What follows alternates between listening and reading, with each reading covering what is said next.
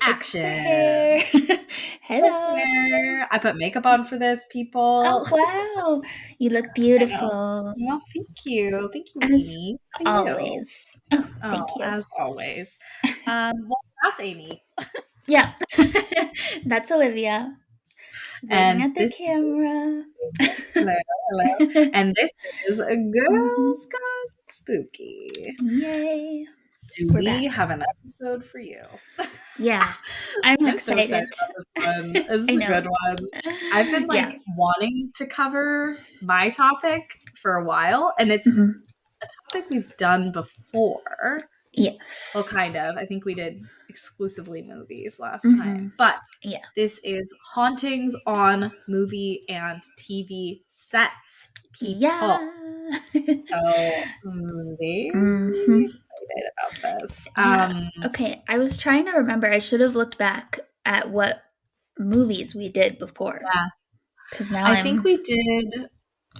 I think we did The Yeah, I Exorcist, remember that one. and did we do a little bit on The Conjuring, maybe? I know that I did like the true story of The Conjuring. And I can't. Yeah. Like, I have that written out here in case. Hmm. Because I don't remember doing like the cast's stories or Yeah. anything. Um, but if it's a repeat, sorry about that. It's still scary and Yeah. it's still Yeah. cool. I mean, I think it's so cool. I was just looking through to see if I can find our notes. That had to have been like season It's a one, while long ago. time Yeah. ago. Yeah, maybe that's why I'm having a hard time finding it. Um, but yeah, I think even if it's a repeat, I'm fine with that because we have a Okay. lot of new stuff too. So Mhm. I don't know. I feel like you tend to pick the stuff that's like peak scary. So I we'll be try. scared even if it's a Uh-huh. repeat. Yep. Okay. Um, Perfect. Actually, I was just like looking through our notes, and I'm so excited about the next, like this one and the next two episodes. Oh, Eee! let So me see. scary. I forgot what's next. I'm gonna Yeah, look, I'm not gonna but we spoil won't it. But say. look, Yeah. I'm Oh excited. yeah. Okay. Hmm. Cool. Something to look Um, forward to. yeah, something to look forward to. Yay. Okay, should we dive right in? Mm-hmm. Am Let's do I it. first this week? I think you Let's are. see. Okay, let's do this. Okay, so I am focusing on. Actually, wait, I have one note. Sorry. Okay. The past episode. So from our Vatican episode Mhm. about the exorcism and the Grand Grimoire and all that stuff, my dad, first of all, he roasted me for saying, "What is the internet and how does it work?" I He was was gonna like, ask if "Oh." he wanted. He was like, "Oh, this is my daughter saying Yeah. these idiot things." Well, I Um, mean, I don't know I either. mean, I logically, this is for you, Dad. I logically know, but like, I don't get it. Yeah, I don't either. And like Is the how internet all it's around us? I don't know. I think right. so. Like data? Uh, yeah. And it travels Oh, through God. fibers. Yeah, but also, like, does it travel through the air? I don't know. I don't think Um, so, but I I don't don't know think that either. so. I don't know. I'm just throwing some ideas out Yeah. there. Hit me back, Dad, Yeah. with the facts, the cold hard facts. No, but the funniest thing he asked was about the Vatican episode was you remember when I was saying how they like changed a lot of the exorcism right and how Mhm. like some priests were like okay and other priests were like no you can't do that like the devil speaks Latin not English Oh. and Mhm. dad was like why Latin why not like Aramaic or like Hebrew or like another Uh-huh. ancient language and I was like Language. you know what that's a really good point but Mhm.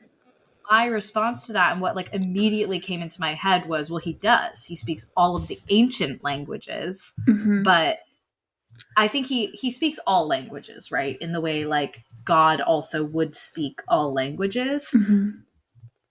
but I think in order to like like evict Satan Mhm. or impact him negatively, really impact him, I do think you have to speak an ancient language.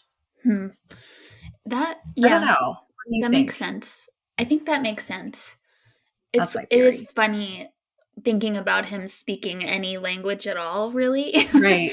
You know? Speaking Spanish, like he's just like Yeah. fluent Yeah. in all But he languages. probably would be. Right. Of course. Or Every culture that, I mean, not every culture, but most cultures, especially monotheistic cultures, mhm. have the Say devil in yeah. some form. Mhm. Um, but True. yeah, it was funny because he was like, "Why Why? Latin?" I was like, I "That's a know. really good question, Dad." Yeah, I guess, and I just, like, let that slide without even thinking about that, but Same. I think because it makes sense that the Vatican, like, Yeah. they speak Latin or do Yeah. services in Latin, Exactly. so Yeah, yeah. from there, I think like, and I agree. Like, I think that's why they said it is like the devil speaks Latin, not Right. English. So like, it can't be Mhm. like, please leave, devil. Like Yeah. that's essentially what they changed it to. Yeah. And I think the Latin has a lot of like oomph to it. Like, there's Yeah. some weight behind that. That's Um, traditional. Yeah. yeah, and what the words actually mean are like, you are Mhm. cast out in the name of Yeah. Christ, Yeah. whatever. And there's like, I think there are English components too, but his point was a good one that like Mhm. other non, oh my god, this stupid thumbs up, other non fucking iOS, man, Mhm. other non like Roman Catholic religions and cultures around the world also believe in the devil, and they Mhm. don't have any connection to Latin. So it's a good Right. point. Anyway, Yeah. shout out, shout out, Dad. Yeah. Just Thank you for roasting me that. left and right. We need it. Someone to It's keep yeah, us in check. it's well founded. Yeah. Okay, now I'm gonna get into it. So my TV set haunting is Mhm. American Horror Story. And I We am so excited to talk about this because I came across a bunch of stuff on, I think, TikTok that was about the Coven season, but there is mm, like creepy shit behind many of the seasons. I think they're mhm. on season 10. I think season 10 is coming out in like September. I've only seen the first season, and literally reading this, there's like something that I know happens in Asylum that I Mhm. just like know I can't watch. So I Yeah. might skip that season, but I do think I want to go back and watch the rest because Mhm. I just think like I love Ryan Murphy. I think he's a fucking genius, like a horror little golden child. Mhm. Um, but the storylines are all so compelling, and Coven I got actually like halfway through, and there was some like imagery in it that I had a really hard time with, so I Yeah, I stopped remember watching that. it. But I think I Mhm. want to revisit it because I would just skip past that part because I know what Mhm. happens, and Yeah. it's all based on Madame LaLaurie, who we've covered Oh, yeah. before. Right. Um, so that's actually where I wanted to start. Is I actually wanted to start with all of the true crimes that inspired American Horror Story, all of the seasons. Mhm. And this is just kind of like a highlight reel. It's not all of them, Okay. but I wanted to just kind of talk through some of like the scariest moments of the show and who it's actually based on. So Okay. this is a little bit out of order, but I'm just going to jump in. So, one of the characters who's played by Evan Peters is based on, in the fifth season, based on H.H. Holmes.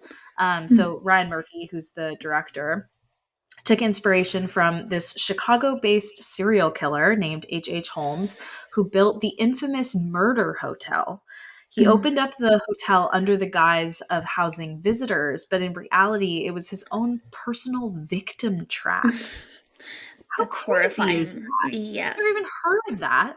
Um, and then then police reported finding gas chambers, hidden Oh god. tunnels, and a torture chamber after numerous travelers were reported missing. Wow. That yeah. I think I've heard that on a How true horrible. crime podcast, but Oh how my sickening. god. It's Yeah. sickening. Mhm. Sickening and not in like a sleigh kind of Yeah. way. No. Um, Yowza. That's Um, scary. yeah. So that's the first one. So that's season 5. Richard Ramirez, who anyone Ugh. who's a true crime fan knows, he's the Night Stalker. He made an appearance in both Hotel and 1984. Both of those seasons. So sneaking into homes, terrorizing innocents at the behest of the devil is the like Mm. summary of Richard Ramirez. If you're interested in learning more about the Night Stalker, go to the wiki page. It is like it's so brutal. And I think they Yeah. actually came out with didn't they do a documentary like a couple years ago on that? A Yeah, new one? on Netflix. It was Yeah, well done and yeah. horrifying. So, Terrifying, yeah. Um this one I have trouble with this. I mean, I have trouble with all serial killers like learning the stories, but this is when I like don't even really feel super compelled to like watch a documentary. mhm. John Wayne Gacy. Oh, mm-mm. He was Yeah. so fucking scary. So Yeah. in the Freak Show season of American Horror Story, it's his character, but it's called Twisty the Clown. Yuck. Um, and he was basically like representing this very well known American serial killer who murdered at least 33 people. Mm. And then John Carroll Lynch, who's the actor who plays Twisty the Clown, goes on to play Gacy in Hotel. So a lot of Oh, these murderers or criminals have like multiple, they show up in multiple places. So it's like kind of mhm. interesting. Yeah, very. Of yeah, of course, there's Madame Delphine LaLaurie, who's played Mhm. by the incredible Kathy Bates. Mhm. I am like such a Kathy Bates stan. It's stupid. I saw her in Misery, that movie. I saw Mhm. that movie like kind of young, and that like might have been one of my first forays into Stephen King. And I was like, Mhm. this woman is so believable. It's terrifying. And I'll Mhm. get to that in a minute Okay. as I dig into some of these. But so Kathy Bates played this New Orleans socialite in American Horror Story Coven. In 1834, firefighters responded to an emergency call at her French Quarter home, only to find slaves or enslaved people bound and Mhm. shackled in the attic. There was evidence that the enslaved people had been sadistically tortured, but before authorities could take LaLaurie into custody, she and her family escaped to France. Mm. So Great. that fucking bitch Yeah. never Never. really paid. Yeah. Hopefully in the afterlife. Or Mhm. awful, awful, awful Yeah. woman. Horrible. If you're interested in learning more about that one, there is a lot to that story and the hauntings that allegedly have come of all of the terror she inflicted. Um, we did a whole story about that. I think it was a New Orleans focused story. Mhm. Um, but anyway, Yeah. yeah, she was based in New Orleans in the French Quarter. Yes. Another one, not a person but a place, is the Hotel Cecil or the Cecil Hotel, which is what Oh, most people call it. yeah. There is a fabulous documentary on Netflix about that and about a young woman who died there, but it goes into all of the background of the hotel, the little blurb we have here. And this is all from E! News. So it's just like a roll up of all of these things Mhm. compared against the seasons. But they did a pretty good job, I think, of including everything. But they caption it, this downtown Los Angeles hotel, which is basically in like it's actually on Skid Row, has housed serial killers and was the site of numerous suspicious deaths. So it only makes sense that Ryan Murphy would make this the home of the murderous James March. um, Black Dahlia, which is in Murder House and Apocalypse. So the first one and one of those middle seasons, I don't know when. Mina Suvari portrayed Elizabeth Short, a Los Angeles woman who was brutally murdered in 1947. Police never found the murderer, but some, including his own son, suspect that Dr. George Hodel was the culprit. She was very brutally murdered. If you know anything Yeah. about Black Dahlia, there have been countless books, movies, shows written about that. So that's another one. Going back to New Orleans quickly, there's the New Orleans Axeman. So, for more than a year, beginning in 1918, a serial killer broke into the homes of New Orleans residents using an axe or a razor blade to murder the inhabitants. Police were never able to catch the crazed murderer, and the killings stopped as suddenly as they started. The Axeman, played by Danny Huston, is famous for writing a letter to the police that stated that he would spare the lives of anyone who played jazz music on the night of March 19th, 1919. As such, that night was filled with dancing and jazz music. Now, interesting sidebar on this. There's a book I read last summer called The Empire of Sin, and it's all about like the history of jazz in New Orleans, and it talks about the Axeman in great detail. It's not actually what it's chalked up to be in this summary, at least. Like, it may not have been so straightforward as some crazy serial killer, but it was some scary shit, and it was around the time that jazz was really being born in New Orleans. So cool. Okay. I highly recommend that book. Okay. This is our last one, is the Countess, who's played by Lady Gaga. I forgot about that. Yes. The Countess is an updated interpretation of the Hungarian Countess Elizabeth Bathory, who died in the 17th century. And according to History.com and a bunch of historical sources, Bathory tortured and killed young women, sometimes eating their flesh and drinking blood because she believed it would keep her youthful, because isn't that always what it is? Yeah. Wow.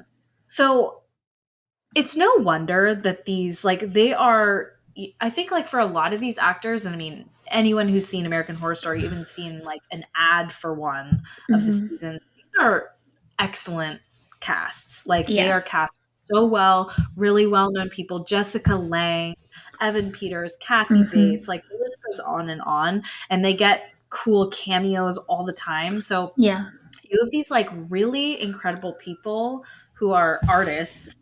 I mean, I think actors are artists. And they are embodying these awful, awful, awful criminals. And even in some circumstances, like chanting in Latin, like summoning things. So anyway, it's no wonder. And I just wanted to kind of lay the groundwork, because it's like, yeah, no shit, this set is haunted. And a lot of weird stuff has happened, but I'm going to go into some of the highlights. Okay. I did not even know that. I assumed American Horror Story was paranormal and not like based on a little scary. I don't know why I thought that. It's both. So that's interesting. It's both. Okay. Probably because the very first season was like almost all paranormal. Yeah. Ghosty. It was like a haunted house. It was like a haunted house, but the house was haunted based on a true crime story. Right. Okay. So like, I can see why you thought that. I think there is kind of a paranormal element to a lot of them, like Coven for sure. Right. Yeah. So interesting. Okay. Yeah, there's definitely a major true crime angle as well. So this is all pulled from the Hollywood Reporter, but I've seen this from like 10 different sources. So we're going to talk about Gabori Sidibe, or Gabby, who's an actress on the AHS Coven season. And this is like so fucking creepy. She just was clearly like open enough to what was going on where she was kind of the target of what happened. So yeah. Okay. I'm going to read like a couple clips from this Hollywood Reporter article. So basically all of the leading ladies from American Horror Story got together to do like a tell-all kind of the behind the scenes to promote the series. And a lot of these details came out then. So this was written a while ago, because this was between Coven and Hotel, which was season 4 and 5 respectively. But they talked a lot about like over the past 4 seasons what had happened. So Gabby says, this is a quote, "I was in the hair and makeup trailer with one makeup artist, and we heard scratching, like something was trying to get into our trailer." Sidibe said of the scary moment during season 3's Coven, "I turned to the lady and was like, pray right now." And this came right after Sidibe had learned to recite a Latin chant meant to summon Papa Legba, a supernatural deity who serves as a gatekeeper between the physical and spiritual realms during Coven's Go to Hell episode. Although playing the convincingly fearless Queenie, Sidibe insists she's quite the opposite. I'm scared of everything and everyone, she admitted. And her fears came to life on set, starting with a light fixture that began to shake during the filming of the chanting scene. What? Quote, it would stop and then start again. And people were like, ooh, it's Papa Legba. And I was like, shut up, you guys. Words have power. So the actress recalled then how she couldn't move her back when she then tried to get up. But she remained mum because production was threatening to shut down because she was so freaked out. So this light's shaking. She suddenly like can't move her back. Like she's like sort of paralyzed. And then filming is moved across the hall to film a few more takes of the chanting. They moved because of the light. The light fixture crashes to the ground while she's doing the chant. How bizarre. Yeah. She goes on to say during the same scene that the weirdest thing that happened, though, was while she was chanting, trying to do a close up, she felt a finger moving up her chin. And she said, we're shooting close up, and the finger kept moving up. And all of a sudden, it was in my lip, and it became like 5 times bigger. So her lip swole up like huge out of nowhere. So production finally decided to stop shooting. And so Sidibe goes back to hair and makeup. And that's when she hears the fucking scratching voices. So the medic came and told her she needed to go to the hospital because of the swollen thing, swollen lip, and like maybe hearing something, even though her hair and makeup girl heard it too. So she said instead she requested the doctor visit her home as well as that of another guest too. She said, I called my friend who's Catholic and she gave me St. Michael's prayer and it went away once she started praying. Whoa. So, but poor then it's not over. Oh, God. God. There's one more little bit. She felt that weird finger thing again when she had to do the chant one more time for the final episode of the season. And she said that this time the finger, so before it started kind of on her neck, moving up her chin, this time the finger moved from her forehead to her upper lip. And the same thing happened. Her lip swelled up huge. And she said the only thing that was the same were the words about Papa Legba. Okay. So, oh God. fucking scary. Yeah. And then interestingly, like a bunch of other cast members corroborate what happened. So they talked to Sarah Paulson, who's another like rock star in that cast. And she says, quote, when we were invoking that chant, calling forth whatever the hell we were calling forth, Gabby felt really spooked out by it and her lip got swollen.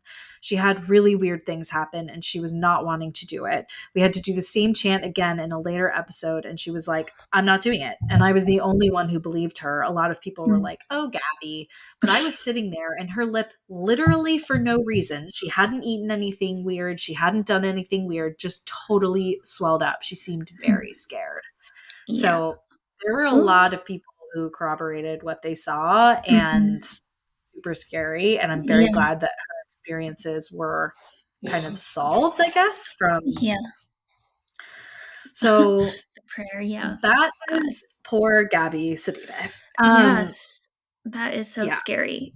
The physical, being touched is too much. And then having something like not just the touch, but then something physically negative happen to your body right after. Like that's really alarming. Yeah. But she is not the only one from the Coven set who had some nasty experiences.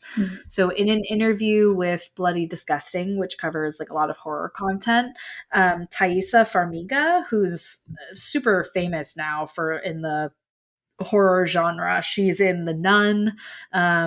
She's been in a bunch of the seasons of AHS and a number of other movies as well. She plays the daughter in the first one, if anyone's wondering who it is. She also talked with them in this interview about her experience filming Coven, excuse me, Mhm. she was playing the character of Zoe Benson, and she talks about how she had a terrifying night where she thinks she encountered the supernatural. Farmiga suggested that Emma Roberts, another horror star who is featured in both American Horror Story and Scream Queens, which I loved Scream Queens, that she kind of started messing with her head and maybe opened the idea up to some sort of haunting event. So this is a quote from the interview. She said, "I'm living in this old warehouse that's been turned into loft apartments, and we have to chant in Latin again." And Emma Roberts turns to me in the hair and makeup trailer, and she's like, "So are you scared?" And I was like, "What do you mean?" "No, like I know my lines, I'm good." She's like, "No, no, no, we're chanting Latin." So she's the one who kind of opened me up to it, and I blame her. And then she goes on to describe the experience. So she says, "We finished shooting. I get home. It's a little after 2. And also to point out, Vera, my sister, just recently told me she was doing research for Conjuring. Mm. She told me that witching hours are around 3 a.m. So I was excited to go to bed before that. So I'm passing out, lying in bed. I go to sleep, like falling asleep where you're laying in bed, but then you kind of can't fully get to sleep. So I'm like, just so close to being in dreamland. And all of a sudden, I'm wide awake. My eyes aren't open, but I feel wide awake and I can hear someone walking. Mm. On the wood floors, you can hear it creaking. So Mm. she goes on to explain that she, as she slept on the bed, she could feel someone grabbing the covers and pulling on them. No. So she started freaking out, like runs to turn the light on. And then when she did, there was nothing there. And naturally, she couldn't sleep through the rest of the night and ended up sleeping the next night downstairs. Oh So my god. Ooh. weird. Yeah, Uh, scary. yeah, definitely very spooky. Mhm. Um, And then one of the other things, like I don't know, I just think like artistry has so much power in these things. Like our words have power, obviously. And I think like the Latin chanting, two people Mhm. having had very direct experience Yeah. after that and during that with a bunch of witnesses, including Sarah Paulson, Mhm. um, is so interesting. And I also think even like on it's like kind of straddling paranormal and just like true crime, but like just Mhm. bad energy of these Yeah. like horrible, horrible, horrible people who've Yeah. like murdered all these innocent people and tortured people, just awful shit. Yeah. And I think when they do it really well, which a lot of them do, Mhm. um, there was this guy who talked about like being chased by Kathy Bates in with a knife in one of the episodes in this like foggy scene. And he's like, she became that character, and it was Right. terrifying. Like I had to Oh, remind myself, like, that's Kathy Bates, and I know her, yeah. and she's a kind person. Yeah. But a lot of Oh. the actors though like had like really heaviness like after playing Twisty the Clown and Gacy and like Mhm. it's really gnarly. So Yeah. Ugh. um Kathy Bates went on record with BuzzFeed, and she said um she had to develop for Freak Show this Baltimore accent. And so Mm. she was like, she was telling BuzzFeed, she's like, I talk in my Baltimore accent even when I'm offset because it's such a tough accent that I feel Mm. like if I don't, I won't get it back. So there's like a little bit of method in some of Yeah. the actors' approach, which I think makes this even heavier. Mhm. But even though she had to stay in character in that aspect, she talks about having to do a daily detox ritual to rid herself of the bad juju associated with all of her meanest AHS characters. So she Mm. told Vanity Fair, when I take off my costume and my makeup, I visualize and remove all the negative energy from myself. It's an important process to let it go and say, it's not me, it's someone else.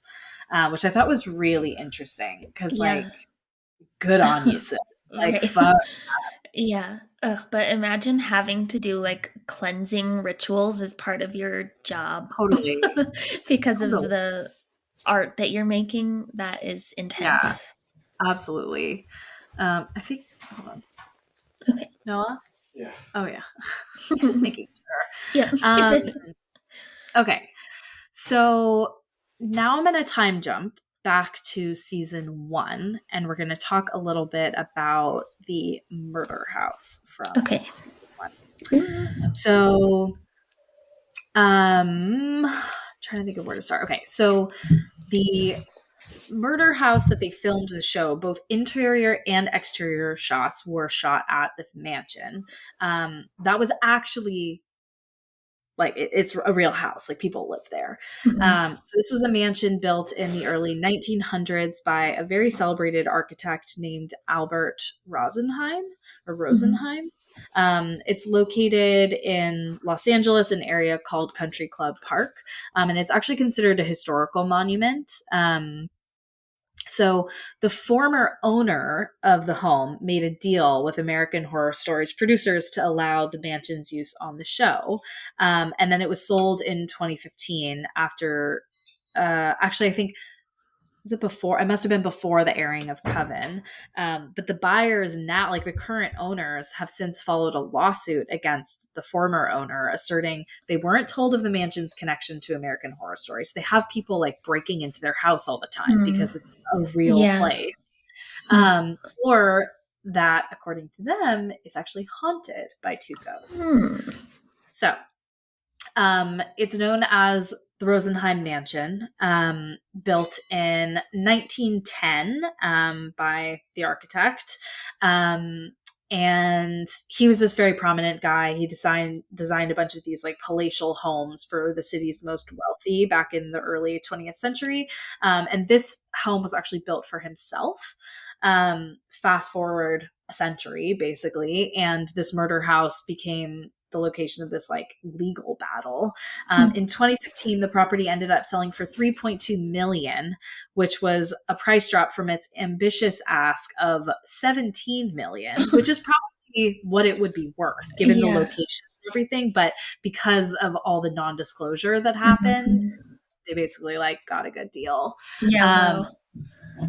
yeah. And so this one, they share like the address. So I'm not going to share that because that just doesn't seem like a good vibe. Yeah. Um, but some of the actors had some like really kind of creepy things happen there. Most of them go on record to say it didn't feel like evil. It just felt like heavy and like Mhm. kind of creepy, like not like something was like gonna get you, but just that there was like something there. Yeah. Um, so basically, Evan Peters, who played Tate Langdon in the first seasons, is quoted to say, "It's terrifying. It's a real house in LA that's old and creepy, and there's actually a chapel connected to it. The whole atmosphere there is really terrifying. We heard some noises and stuff shooting, but I guess that's to be expected in a 3-story house with an attic. It's just a creepy house. It's so terrifying with the wood everywhere. I would never ever want to live in that house." And the homeowners actually did an interview, like an exclusive interview with a publication called 2Fab, where her name's Angela Oakenfold. She actually admitted that the house is haunted. They say since their very first night in their new home, Angela and her husband started hearing inexplicable sounds with a huge banging noise, waking them Hmm. up regularly at 1 a.m. She said it was almost as if the ceiling had just fallen in, and then there was this really strange dragging noise, and it was so loud. It Hmm. woke it woke us both up instantly, and we were looking at each other like, "What the hell is that?" The loud banging continued through the night, prompting the owners to call the police. Cops inspected the property but couldn't find the source of the loud noises. There were also talks of an apparition that haunts Rosenheim Mansion. Allegedly, there are two. And Angela's husband seems to have made its acquaintance as he's felt taps on his shoulder before when Ooh. there's no one there. When describing his experience to his wife, it sounds like he experienced more than taps. He Yeah. said when he describes this experience to his wife, he said, "It just floated in front of me. It wasn't like anything evil. It was just like a shadow, like almost a mist." Wow. And he said it felt like a female. And then about after 5 seconds, it just sort of evaporated. Wow. So no actual murders have happened at the house from Murder House. Mhm. But you can't help but think like all of the shooting and again like representation of death kind of Mhm. pulls in some of that bad energy. I don't Yeah. know. I Yeah. don't know. No, that makes sense. Yeah. With all of So these that we're talking about, it makes total exactly. sense. Yeah. Exactly. So I wanted to do one last little bit, and I'm going to stray a little bit off of AHS for some background because I think this is like really like the meat and potatoes of everything that happened is all this stuff with the chanting and Papa Mm. Legba, whatever the fuck. Okay. So I was like, who even is that? Mm-hmm. So I was doing research about it and I found a bunch of stuff, some of which from Britannica. Like there's a lot of like actually like legit information about this stuff. Yeah. So the AHS version of Legba caused a lot of controversy among those familiar with Haitian and West African spiritual traditions, which informed the voodoo practice primarily in Louisiana and New Orleans specifically. And in those traditions, Papa Legba is not demonic at all. So it's a little bit of a spoiler alert that he's like maybe demonic in the series, but you know, they're dramatizing a lot of stuff. Yeah. So he's invoked, like in reality, Papa Legba is invoked at the start of rituals to facilitate communication between the living and the spirit world. The drug using, top hatted devil of American Horror Story actually has more in common with the mischievous figure known as Baron Samedi, both in appearance and attitude. So we're going to get to that in a second. Okay. Here's my thing. Even if they're chanting for Papa Legba, it is so very possible, like when you're using a Ouija board, for example, that you're not going to get who you're calling. You're going to get Right. fucking something else. Yeah. So you can't predict. Yeah.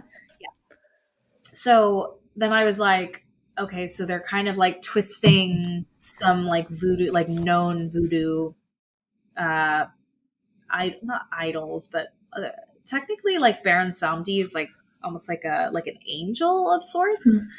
So I looked him up, and just for context, it's easier to put kind of the whole thing in context. So Legba is like its own thing. Like Papa Legba is one of these Loa or Iwa, they're called, and they're basically like angels that commune between God and humans. So practitioners of voodoo believe in one supreme god who they call Bondye. I'm so sorry if I'm butchering any of this. Bondye, Bondye. Mm-hmm. However, Bondye's existence is beyond human comprehension. Makes sense. Because of that, he does not intervene directly in human affairs. So this is where Loa or Lua or Iwa, I've also seen it written, come in. Again, sorry if I'm butchering the pronunciation. These are what are called the primary spirits of voodoo, and each one is responsible for a particular aspect of life. They also have these like very dynamic personalities depending on the duties they perform, and they act as intermediaries.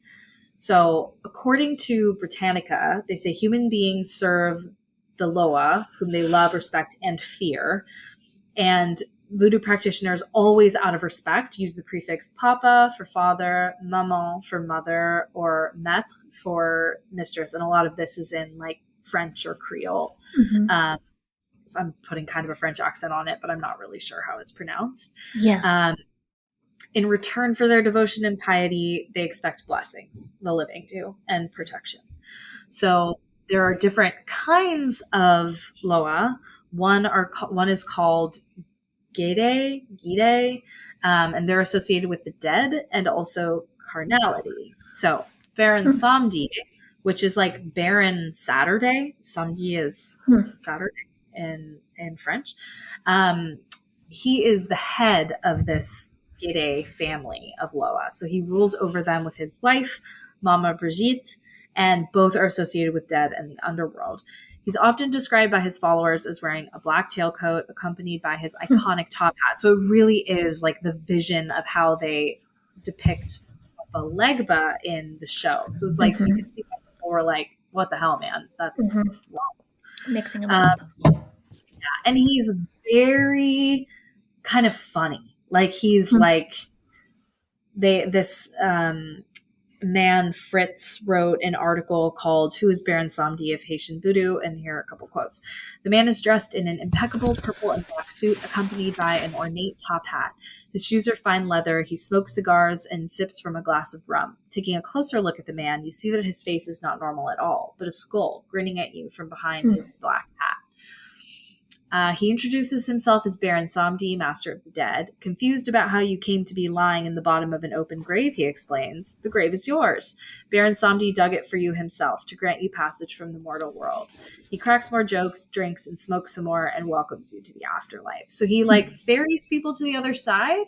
But a really important note is he doesn't just ferry souls. He actually has power over life and death. So he is in control of that. It's not just going with the flow. Yeah. And one of his biggest pet peeves is when people try to pierce the veil between the living and the dead. So no one is supposed to be allowed on the other side. And then there's kind of a little nice note that he actually has this very kind side too, because he technically is an angel of death within the voodoo practice. That he really doesn't like meeting children until they've lived very full lives. He wants people to live. I mean, he's this angel of death, but also of carnality and frivolity and enjoyment. So it's just interesting. Yeah. And then I found, random as it is, a Reddit post about Baron Samdi. So I wanted to read it quick, and then I will pass it over to you. I know I've been going on and on. Cool. There's just so much content. So this was only 5 months ago, and this is from a user, Honey with 2 Y's, do DEW not. Honey do not. And it's titled, Baron Samdi found me, now what? So they say, to spare the long backstory, Baron Samdi has found me and is a regular in my home. How do I go about getting rid of him? Says, I have no knowledge of voodoo. I am not of African descent either, but I am spiritually open to all concepts, as I am what I call a fringe dweller. I tend to cross the veil and do work there. Who is also blessed/cursed with the gift of energy sight. My spirit guides are the ones who told me who this entity that has been visiting me for 3 years was, and it took weeks of me trying to decipher what they were saying until this week they finally got across the Baron. It is the Baron. And then they said something that sounded like Samari. I had to research him, and it is 100% him. I'm pretty sure Papa Legba has been to see me too, but it is Baron Samdi that interacts most with me now. He is cheeky. I enjoy his personality, but I do not really trust him or his very unsettling energy. My babies sleep in the same room as me, and I have always been very, very defensive of them. He comes to me with such a mischievous grin underneath what looks like a skull mask. All the pictures I've found on Google are similar, but to me, it does not look like paint, but rather like part of a mask or something. A top hat and this cane with a snake on top. We have conversations, but nothing that would really identify him or what he wanted. He has a very deep laugh. Lately, his energy has shifted to more of a protective stance, but it's hard to explain. I feel like he is watching me the way you would watch an accident-prone child. For the record, I died once in 2020 and was sent back, and almost again at the end of 2022 after delivering my second child. But he will not tell me what he wants. He has warned me to not go any further into the veil, though. So here's another weird part. I think he removed a hex from me that plagued me for almost a year. It was a nasty one. And I also think he chased off maybe a few entities that were bothering me and my kids. I didn't ask him to do this, but I did ask my ancestors for help clearing my home. Anyway, I'm missing some things, but I need to get to my point. What do I do now? I've apologized to him, thanked him for his presence. He laughed and didn't seem bothered, but I definitely was cussing him out at one point because he wouldn't leave, and I couldn't tell if he was there to hurt my family. I asked why he didn't tell me who he was, and he said, "Child, it doesn't matter who I am. They don't know me anyway." And I assume by they he meant my ancestors or spirit guides. They would flee whenever he'd show up and tell me he's back. I think he kind of enjoyed the frustration he created, like a puzzle. But what could he want from me? Why do I feel like he's protecting us? Does he do that? I've read that it's more common to communicate with Papa Legba, but why would Baron Samdi come through if that's the case? And why so persistently? So they don't really get a lot of answers, but someone said to get a reading from a mambo or someone who actually can tell you who you're working with, because what if it's not Baron Samdi? Um, and it's like, it's dangerous. So and then someone said something that like was what stood out to me is it sounds like the Baron is trying to tell you, if it is him, trying to tell you to have discernment of spirits, as in you Mhm. don't always know who you're talking to and you need professional spiritual guidance into the world you're delving into. Of course, Baron is a protector. That's what he does, which Mm. is interesting because he said, don't go further into the veil. It's almost Yeah. like, yes, that's his territory where he's like, don't Yeah. cross. Not Mhm. you belong there, not there. But weird because she's died, like almost died a couple times. Yeah. That maybe that is a little thinner for her. Mhm. I don't know. I just found that to be like so interesting and also like spooky because what if it's Mhm. not Baron Samdi? Right. He could be fooling her, like Yeah, lulling her into feeling like he's I mean, not a fine presence, but not that he's hurting them at least. But yeah, ooh, weird. I know. Creepy, creepy. Very. Ooh. So yeah. Anyway, that's all of mine. That That's was so so long. cool. No, it's so interesting. And I know we did a voodoo episode before, but Yeah, that is just so fascinating to yeah. hear about. Wow. I know. I was like, wow. So Yeah. American Horror Story sets haunted as shit. Can't wait for Yeah. the news. Yeah. Is that the one that Kim Kardashian is on now? Like I think so, yeah. I think she was infiltrating on everything. Apocalypse? I don't know. Or maybe she's in the one that's upcoming. I don't know. Yeah. I saw something on Instagram probably about that. They're everywhere, those Kardashians. Frickin' Kim. Just leave us be. We'll see if she comes out with any ghost stories, though. Could be interesting. We'll see. I'm here for it if she is. Yeah. Okay. Well, shall I Sorry, begin? I'm like choking. I'm gonna mute No, myself. Like, that's yes, okay. please begin. Okay. I have just movies today. Let's see. I'm Yay. gonna start with The Conjuring in case we did that already. So maybe it's just a refresher. But during the filming of The Conjuring, which you mentioned actually, the cast and the crew had these shared experiences, Mm. particularly that they all would wake up frequently at 3 a.m., so at the witching Ew, hour. dude. And that's Oh. the sister of the, what was her name? Like something Farmiga, Thaisa. Thaisa, yeah. Thaisa, yeah. So her sister, Vera, I think, yeah, Vera, was in The Conjuring, and she was Yes. waking up at the witching hour. Oh my And god. they also had this shared sensation of being watched whenever they were filming, but not by each other, like by something else. Ew. um, I don't like it. so, yeah. But there are two main things that happened to two of the actors. So, Vera Farmiga and Joey King. So for Vera, she said that she was reviewing the movie script on her computer one night. She walked away from it for a little while and came back to see what looked like three claw marks all Oh, across the screen. So it was like digital claw marks, not what? physical. And she's like, I don't know what to do with that. That is bizarre. Um, and What? yeah. I Ah. know. And even weirder, those same three claw marks right after filming Wrapped showed up on her thigh. And Oh, we did not talk about this before. I'm like yeah, certain. I didn't think so because I would have remembered that. And Yeah. she apparently has a like photo evidence of the claw marks Whoa. that she shared with some interviewers. I didn't try to Yeah. find images if they printed Yeah. them, but so scary. And then That's so scary. What the fuck? I know.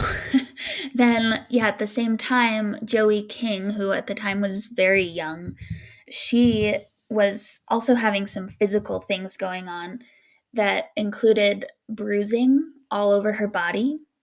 Mm. And her co star saw her at the pediatrician while he was taking his son or daughter, I can't remember, to the doctor for another reason and saw her, and she was like all bruised up, and he was saying children don't do stunts, so like this is not from Yeah. anything that she's being like asked Imagine to she's being, do. like, tossed around on Right. set. God. Not Yeah, literal child yeah, abuse. right. Thankfully not, so that wasn't happening. um and it turned out that she had just randomly and quickly developed a rare and serious blood disorder that caused her red What? blood cell count to plummet. And when shooting wrapped and she went home, she went completely back to normal and she has not had What? any issues since. So it was something Uh, on set. okay, and you haven't seen that movie, right? Absolutely not. I've Yeah, never I seen know, sometimes that. I don't know, I feel like sometimes you, like, suffer through a Yeah, scary movie here or there. only when you ask me to. But we don't Oh, live together my anymore, heart, so my heart. I know I Mhm, scarred you forever with Paranormal Activity, so I mhm. don't think I can ask that of you again. No. Um, well, this isn't a spoiler, but, like, the main, like, basically demon ghost Mhm, that is in the first Conjuring movie, at least, like, creates physical things on the mhm. mom, including bruises all over her Yeah. body. Mhm. Yeah. Oh, I Scary. have chills. That is so fucked. That is Yeah. so fucking scary. If Yeah. I were her parent, Uh-huh. I'd be like, "It's a wrap. Pulling her You're out. gonna Yeah. need to find a body double. It's a Uh-huh. fucking wrap for Yeah. Joey." I know. Oh my god. And Hell no. right, actually, this just came to mind. I can't remember if they filmed at the actual house because it is a Oh, real home. yeah. Um, Oh, I don't know. let me just Google that really quick because that would be interesting. Conjuring filming location. Mm, okay, it says North Carolina. I can't remember if that's where the house is. Yeah. I wanna say it's in Connecticut, but then am I Oh thinking of yeah, Haunting in Connecticut? I think aren't there some of these movies that are linked? This on the same thing. I think that one is. Okay. Uh, let me see. I'm pretty sure it's Connecticut. No, it's Rhode Island. Okay. The farm on Round Top Road. Okay. Oh yeah. Okay, Rhode Island. All right. Well, I I guess was not. wrong. But still, that house I think is like a museum or Mm, something. Like you can visit it. crazy, and it's beautiful. Yeah. So, Creepy as fuck, but beautiful. yeah, right. So, anyway, that's The Conjuring. Very scary. This And is weird as hell. let's see. Then briefly, very briefly, Annabelle, which I think is Oh, also related to this awesome. They're calling universe. it now the Conjuring universe. The Nun, Conjuring That's movies, and Annabelle. yikes. I don't want to be Yeah. part of it. Um, Yeah.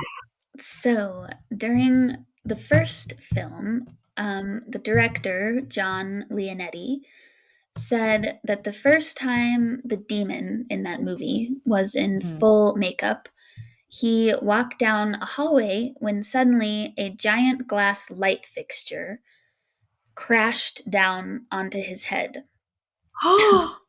And in the scene that they were about to film, the demon was going to kill the character in that exact spot in the hallway. What the So fuck? that Oh my is god. I need to keep my cursing to a no. minimum, but you know what? Mm, I label these as explicit, so yeah. it's fine. What the fuck? I know. It's very weird. If that's just a coincidence, I don't know. It's very There are strange. just, like, too many coincidences Mhm. coincidences coincidences on these sets. I just Yeah. don't buy that. Yeah. I agree. You're Um, making something mad. yes, Mm-mm. I think so. Mm-mm. Mm-mm. And No thanks. thankfully, there was some levity, like, on the side of like the side panel of when I was reading this article. It was like photos that ruin horror movies or something, and it's like the person dressed up as a demon, like eating a sandwich or something, you know? So it's Yeah, not as yeah, that's scary hilarious. anymore. I think But about that sometimes while I'm watching scary movies yeah, to calm myself down. it's just a person I'm like, underneath that guy there. had to take a whiz earlier. Yeah, In he's costume, probably. just a human. Yeah. Just a guy. Just a guy who's probably like, or have you ever seen those? One of my like favorite actors is Bill Skarsgård, and Hmm. he plays Pennywise the clown in the Yeah. It movies, the Scary. remake. And there are like the sweetest videos of him like lunging for a kid, and it's like they cut the scene right as he's lunging, and then Hmm. he's like, "Are you okay? Are you good? Oh. Are you okay?" Like he's like Yeah. so sweet with Yeah. them. And then I rewatched the first movie. I was like, "Nope, that's still scary as shit." Yeah. Um, but I keep that in mind while I watch it Yes. now. That's good. Yeah, they're probably nice people and they might even be scaring Oh yeah, themselves. one hundred When you percent, do that to yourself on accident, you're like, "Oh my 100%. god." Yeah, that might be them. Yeah, totally. Anyway, then the other thing with Annabelle, um, apparently they had the Annabelle doll, and Oh, it would oh move it would no, move around. no, I'm a head out. So, I'm done. No, I think dude. no one witnessed it moving, but it was like they'd leave it here and then it would be gone. So who knows if that's a practical joke, but That's so funny. still, that's what happened because it was also the Warrens who investigated the real Annabelle doll, Yeah, and that is one of the things that was happening, that she would just like move from room to room. And so yeah. I don't know. And then also, one of the actresses, she said that she would get bloody noses a lot, and then she'd go outside and it would go away. So it was like something weird on the set Yeah, causing these weird. issues. Yeah. Like, yeah, your nose is bleeding. Maybe leave. Yeah. I know. Or you developed a blood disorder. You should probably stop. That's crazy, dude. Yeah. So Bruising, like I the know. alignment with the movie is what makes it so scary. Yeah. Very And the scary. story, I mean, the Hmm. story, which is like real, Yeah, allegedly. right. Oh god. Yeah, scary. Creepy. Okay, so that was all for Annabelle. The next one is The Ring 2. So, Ooh, the cast and the crew of this movie, they reported bad vibes throughout. Um, bad vibes. How is it on set? yeah, Bad vibes. bad vibes. And I guess that's not surprising given the subject matter of that movie. Yeah, Um, truly. but there are two incidents that stand out. So, um, if you're familiar with The Ring, which I'm not really, but I read a summary I that, haven't watched the second one, so I don't know what okay, the plot is. I think it's the same antagonist who's that girl Okay. with the hair in front of her Mara, face. yeah. Yeah. And so she's like a demonic young girl who, I think her mother is the one who killed her because she Oh, was like tormenting yeah. everyone. And she couldn't stand it. She pushed her into a well, and the Yes. girl drowned in the well. But Mhm. she was possessed or something was going on, so she didn't die like a real human would. And she's what haunts people in this movie. So, because she died in a well, water became a recurring theme throughout the movie, and it was used to symbolize like the presence of an evil spirit or that the character was possessed by an evil spirit, whatever it was. So it was very creepy when the set and the God. production office flooded so badly that there was water pouring out of the walls just a few days after they started filming. So it was like massive flooding. I am covered in goosebumps. That is Yeah, so scary. yeah. And again, is it a coincidence? I don't know. But That okay. I have like Mhm. covered like really hard goosebumps. Cut glass with Yeah, your literally. You know goosebumps. your Yeah. nips get hard when it's cold? My goosebumps are like that. They're, Uh-huh. Scary. okay. I know. Fuck that. Yeah. So that's very scary. This other one is kind of weird. So this was a one-off thing that one day a costume designer was coming into work on the set and a deer came shooting around a corner going full speed. And she said that if she had been just a few feet ahead of where she was, this deer would have just collided right into her, which Yeah. going at full speed could have really hurt her, obviously. Yeah. And this is weird for two reasons. One, it was filmed at Universal Studios in Hollywood, which, like, Mhm. maybe that's surrounded by natural areas or something where a deer could have wandered Oh, in, but it seems strange that they would be in the yeah. middle of a movie set. That seems really weird. Yeah. And the other thing is that there's a scene in the movie where two of the characters nearly hit a deer with their car. And I watched What? this, yeah, I watched this scene and the deer are clearly like CGI. So this is not a deer that escaped from the set. Um, but also in the scene, they skid to a stop and this deer is just staring at them before he and suddenly these other deer that appear from the sides of the road attack the car. So it's just like I haven't seen the full movie, so who knows if they're possessed or what it's symbolizing, but it's just such a weird coincidence that Yeah. the And deer especially are like where you don't expect like right. why was there a deer on set? A Yeah, real one. exactly. So I don't That's know. so weird. Yeah, very bizarre. And I didn't copy this over, but I do know that the director of this movie was Japanese and he ended up doing a cleansing in like the Shinto tradition. Um, and I don't know if that helped, but they felt that it was dire enough that they needed to do that. Yeah. So, I mean, you gotta do what you gotta do. If it makes yeah, you feel better, do it. try it. Yeah, exactly. So then Poltergeist. Oh, So, yeah. such a good movie.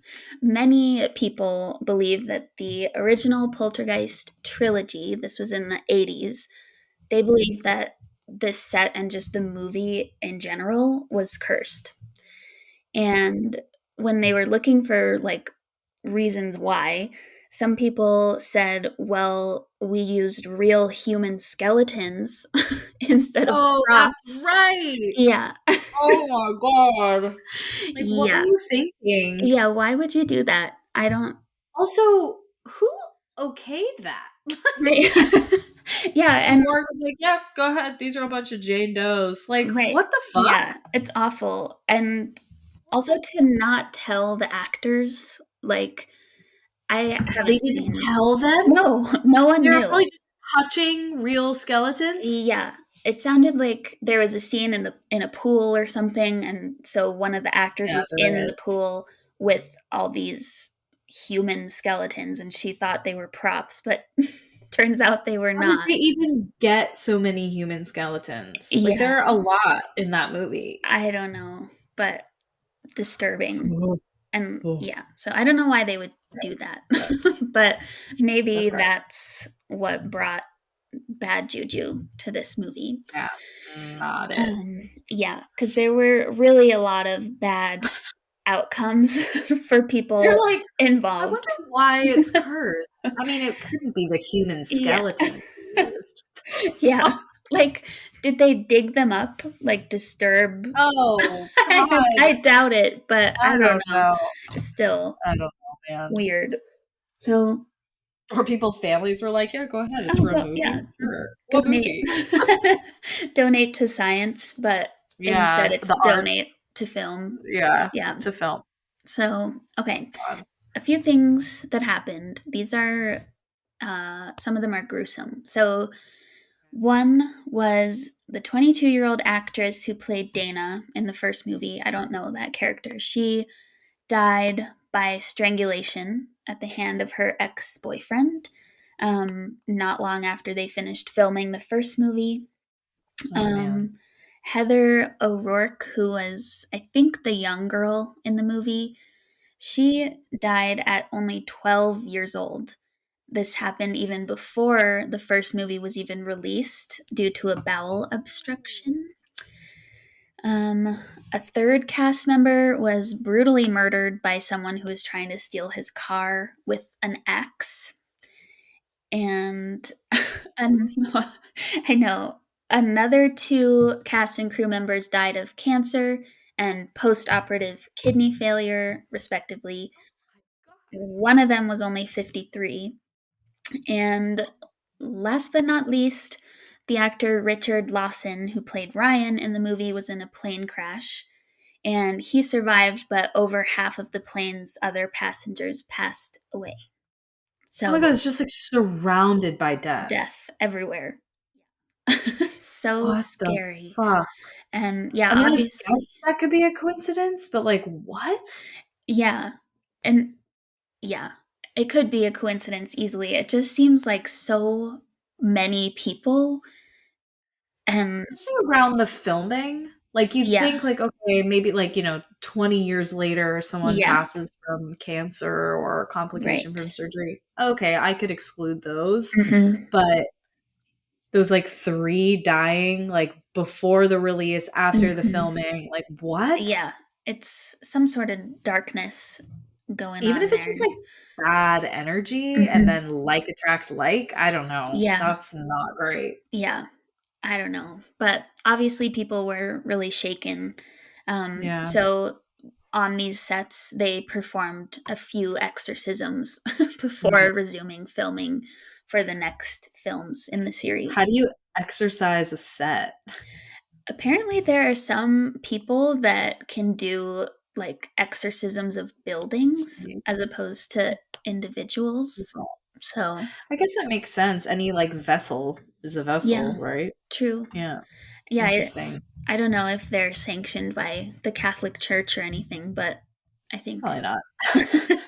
they They're try. like, did you kindly ask the devil to Yeah. leave? In Latin, of In course. Latin. So, Exactly. yeah. But the last one, unless we want to do a refresher on The Exorcist, we could just do that really quick Yeah. because it's like very well known, probably the most well known of Yeah. cursed movie sets. And so I'll just do this quickly. Um, So, a long list of unfortunate occurrences happened while the movie was filming, from severe injuries to fire to a literal murder, it says. So, the first occurrence happened before filming had even started. The set of the McNeil home, which was all ready to go for filming, burned down unexpectedly. And the only room that survived and remained like totally intact was the room that belonged to Reagan, who is the possessed girl in the What? movie. I forgot that. Yeah, Uh, bizarre. Um, and then, yeah, unfortunately, some of the cast lost close family members while they were rebuilding the set. So it took 6 weeks before they could start filming again. Um, and the cast and crew of the that's a film, short time span though for a yeah, bunch of cast members to hmm, lose. It's yeah, weird. too Okay. short. Yeah. And the cast and crew of the film also suffered many on set injuries. Both Linda and Ellen Burstyn, who's Reagan's mom, suffered lifelong back injuries while filming. Wow. Linda's were so severe that she fractured her lower back. And as her character was possessed and like convulsing, which I think we can all picture from that movie, she was actually screaming from pain in her back Oh in real god. life. Um, yeah. So, on top of these injuries, it's reported that one crew member lost a toe, another lost a thumb, and a total of 9 deaths occurred during production of the film, including that of the actor Jack Gowron, who played Burke Dennings. And I don't know the movie, but Holy. main character. Yep. Yeah. And then, last thing, an extra on the film, Paul Bateson, turned out to be an actual serial killer. So, Wait, what? I don't yeah, think I knew that. I don't remember talking about this before either. Holy. Yeah, so Paul, he appears as himself in the scene where they're in the hospital, I think. Says he's performing a cerebral angiography. Oh, yeah. And yeah, They're, like, trying to see, like, what's physically wrong with her, and then it's like, "Oh, nothing. She's okay, fucking possessed." possessed. Yeah. Okay, so Paul, he appears as himself. He was convicted of killing a Variety reporter named Addison Verrill in 1977. And police believed he'd actually killed several additional men as well, but he was not convicted for those due to lack of evidence. So he's also bringing scary vibes, I'm sure. Yeah. So, Like, yeah, especially with, like, a kid on set. I know. Like, Linda Scary. Blair was a kid. Yeah, like a little baby. That's Yeah. yeah. Oh Ooh. my god. Oh, I'm never gonna watch that scene of her, like, convulsing the I same, know. knowing, like, her cries are, It's like, actual pain. true pain. Yeah, I know. And I think they didn't know that. I mean, Yeah, I hope they weren't I'm like sure. forcing her, Yeah. but yeah, It's disturbing. unlikely. Yeah. Very disturbing. Okay, then last one is The Omen, which I remember reading about this a very long time ago and it stuck with me. So, um, The Omen, they thought this was also the 70s. So it was like after The Exorcist, and they were thinking this is going to be the next big hit because people were flabbergasted really by the success of The Exorcist. So they wanted to hop on the train of the horror Yeah. movie craze. So it says even when The Omen was just an idea floating around, um, the producers and the people involved with making the movie received a grave warning. So, according to the Los Angeles Times, an advertising executive named Bob Munger had approached Bernard. I think he's the director. With an idea involving the Antichrist. And Munger pitched the concept with caution. He warned that he thought the devil did not want us to make this picture. Ooh. It's a bad gut Yeah. instinct. But why is he still suggesting it? I don't know. So, Money, yeah. probably. Yeah, true. So, in later interviews, both Munger and Bernard recalled how they predicted the curse in these early moments. Munger recalls his words of warning. I said, if you make this movie, you're going to have some problems. If the devil's greatest single weapon is to be invisible, and you're going to do something which is going to take away his invisibility Mhm. to millions of people, he's not going to want that to happen. The devil was at Ooh. work, and he did not want that film made. Oh, that So, really gives me chills, like, that yeah. reasoning. Scary. Yeah. So the trouble started before the film even began production. The perceived catalyst of everything that happened down the line was the tragic suicide of the lead actor Gregory Peck's son, who shot himself in the head in June 1975, just 2 months before the first days on set.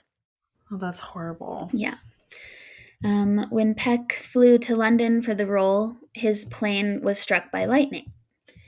And a few, yeah, he survived, but he was, I guess, coming off of his son's tragic death and Yeah. then flying to shoot and got electrocuted, or his plane That's did. insane. Yeah, and then a few weeks later, executive Mark Neufeld also boarded a flight from LA to come to set, and he was also struck by lightning. So bizarre. Yeah, it's like, "Don't come here," is basically Oh my what god. they're saying. And Um, those are, like, acts of God, God, like, right. Yeah. Like, don't Or do this. the opposite. Yeah. Yeah. Oh my god. So, still, production lurched forward.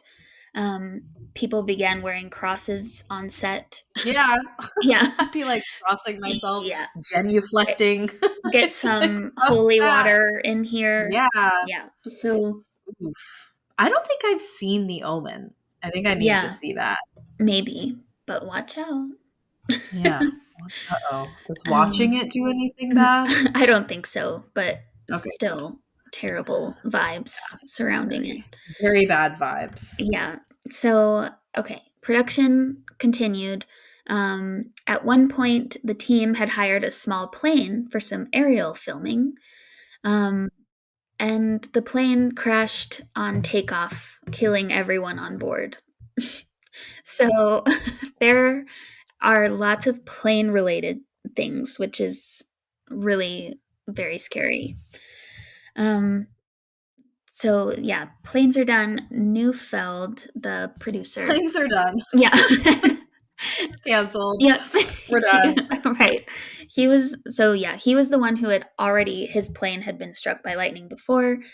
He was staying at the London Hilton with his wife, and the building was bombed by the Irish Republican Army in September of that year while they were filming. Okay, these poor people, their son just died. I know. And now they're And all then getting they're in IRA bombing. yeah, What? or struck by lightning. Yeah, Oh my god, all of the above. right. That's fucking bonkers. Yeah. And this is really strange too. Like, I can't picture where this fits in the movie. Not that I've seen it, but anyway, one of the scenes takes place in a zoo, and it had a group of wild baboons reacting violently to the character's presence. And according to the director, the actress Lee Remick was the mother of Damien, who's the main character in the movie, was legitimately terrified while filming this sequence. For the Mhm. safety of the cast and crew, an animal trainer had been brought on to deal with the baboons involved in the scene. He was killed the day after we shot there. He was killed by a tiger. He grabbed him by the head and killed him instantly.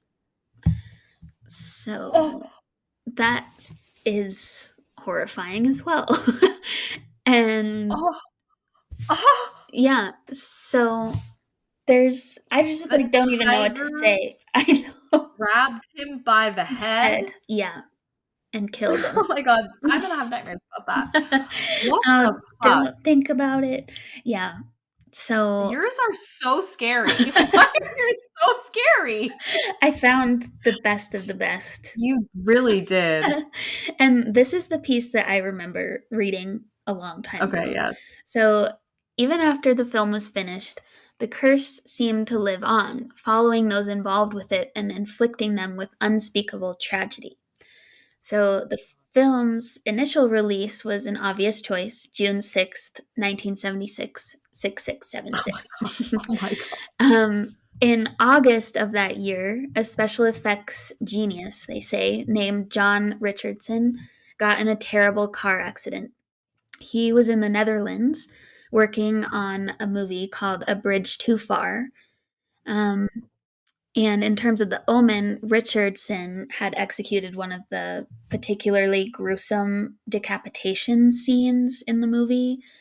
And so, in this accident, real life accident that he had, he Whoa. survived, but his passenger, his assistant, Liz Moore, hadn't been so fortunate and she was beheaded. And wait, according to local reports, the sign, like the road sign nearest to them where this accident happened, it clocked the distance to a nearby town called Amen, 66.6 kilometers. So it's just Omen with an extra M in it. Oh, oh my god. I My hate that. goosebumps are so hard. I know. Yeah. And it's So like not even like, I mean, like not that either is preferable, you dying or your passenger dying, but like he has to live with that. Right. Yeah. knowing that he maybe kind of caused that a little bit. I know. Yeah. He's Holy cursed. shit. Yeah. um I am unwell. yeah, same. And then I've been talking for a really long time also, No, I love but I these have one stories so last much. piece of this curse. Tell me, tell me. It was one of the film's stuntmen named Alf Joint, which is a cool name. He also was working on that same movie, A Bridge Too Far, and he wound up in the hospital after one of his stunts went wrong. In one sequence, it was easy one. He was supposed to jump from a roof onto a big airbag, but he seemed to fall really suddenly and like really strangely. And when he woke up in the hospital, he immediately was like, I was pushed, but there was no one up there with Oh him. my God, what? So, yeah, What make the of that fuck? what you will. But that's it. So, How did we not come across the Omen last time we did this? I mean, that's I know. insane. Yeah, it's very upsetting. The Like, decapitation thing uh-huh. is like next level Yeah. scary. And that road sign detail just stuck with me forever. Like, Yeah. that is so bizarre. Oh, if you had just left it at the decapitation, that would Yeah. have been scary. The Mhm. sign? Mhm. Ugh. Yeah. All right. So, Well, everyone enjoy your nightmares yeah. tonight. Good luck. Fuck. Yeah. Oh my God. Okay. Well, this was the first of a series of, I think, like actually really scary episodes. Yeah. So buckle I'm up, babies. excited. Um, I'm so excited. Yeah. Thank you guys for listening. Send us your scary stories at girlsgonespooky@gmail.com. And we will talk to you guys next week. Yay. All Buckle up. right. Yeah, Keep I'm the lights on. excited. Oh, God. Yeah, sleep Oh, well. God. Sleep well. All right. Stay spooky, friends. Stay spooky. Bye. Bye.